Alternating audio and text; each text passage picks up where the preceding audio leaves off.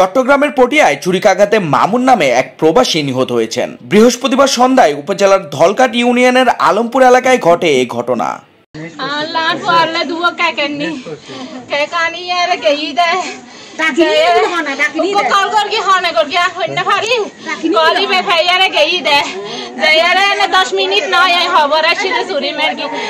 Police আসিতে তদন্ত করতো হয়তো খানে মেরগি দেয় মাংস বাজার ফোয়াদ করে মেরগি হয়ে দিয়া ইয়ে না সেইবা টিকা ভাত করে উড়ে হাতে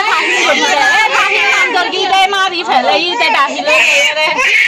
স্থানীয়রা জানান, পূর্ব শত্রুতার জেরে স্থানীয় ছাত্রলীগ নেতা ফাহিম ধারালো ছুরি দিয়ে মামুনকে এলোপাতাড়ি আঘাত করেন। গুরুতর আহত অবস্থায় তাকে চট্টগ্রাম মেডিকেল কলেজ হাসপাতালে নেওয়া হলে চিকিৎসাধীন অবস্থায় শুক্রবার ভোরে মারা যান তিনি।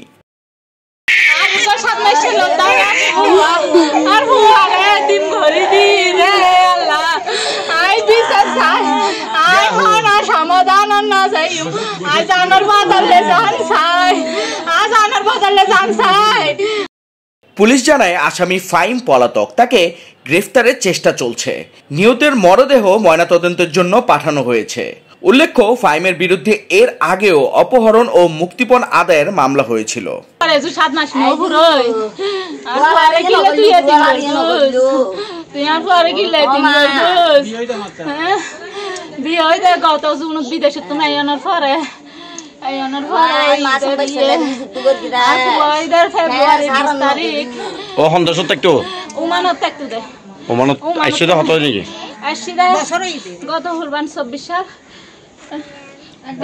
এক বছর ওই দেরে মানে জুন 13 তারিখ আসি